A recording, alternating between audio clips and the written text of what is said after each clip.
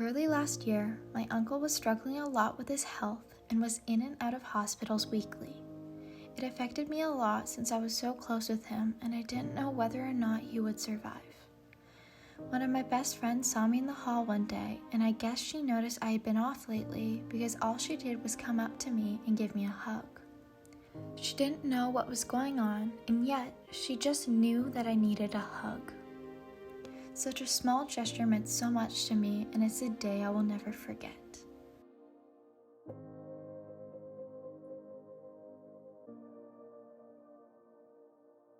Not a lot of people know this, but a couple years ago, my grandma passed away from cancer. I was sad most of the time she was sick. I never knew if I was just going to have a bad day or if someone would be mean and if this would cause me to start crying. All of my friends were very kind, but we never really talked about it, and we just went on as if everything was normal. One of my friends, though, always asked how I was doing and was always there for me if I wanted to talk about it or just hang out. It really made me feel supported knowing there was someone I could talk to if I wanted. Only my friends know this, but I was just having a bad day at school and this teacher got mad at me. I started crying outside her door when the bell rang. My friend went back into the classroom for me and did her best to get my homework sheet signed for me. It felt so nice knowing that someone cared about me and was willing to do that for me.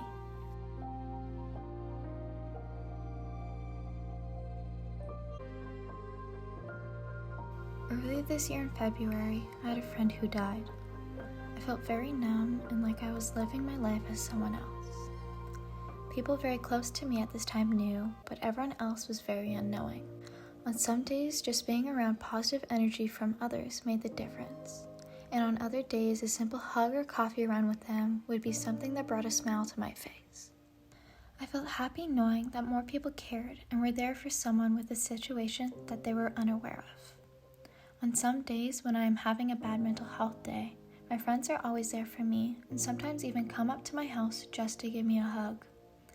This means the absolute world to me, and I hope I can be there for others in the same way that they have been there for me.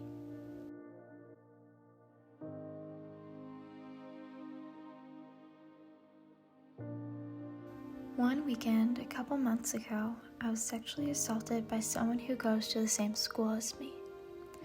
The Monday after, I had to show up to school acting as if nothing was wrong because I didn't know how to handle the situation. I was so scared every time I saw him and I always froze. I got help with adults and counselors, but my friends were the biggest support. They make me feel safer at school. I still avoid him as much as I can, but when I do see him, they help me take my mind off him. I feel so much better and comfortable because I know they are there to keep me safe and support me.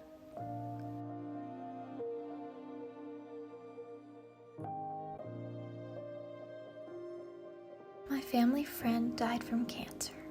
She left behind 2 young daughters who are like sisters to me. I had school the Monday I heard the news. No one other than my closest friends knew, but coincidentally, a classmate spoke about a new medicine to combat cancer.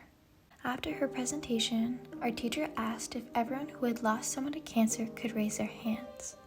As I raised my hand with about half of my class, I was overcome with knowing that had she asked the question not 12 hours before, I wouldn't be raising my hand. The day went on, and in my English class before lunch, we had to do speed creative writing. We were asked to write a story about someone overcoming a personal challenge. As everyone else's pencils scratched at their papers, I sat there with glassy eyes. My sheet was as white as my face, as all I could think of was my friend who had fought and fought, but in the end, lost. It was too big, and she was gone. It took everything in me not to burst into tears in the middle of class.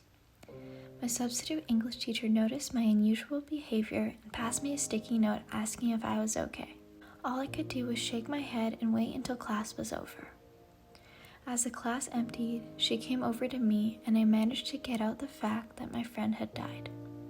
And I stood in the middle of my empty English classroom and wept and wept.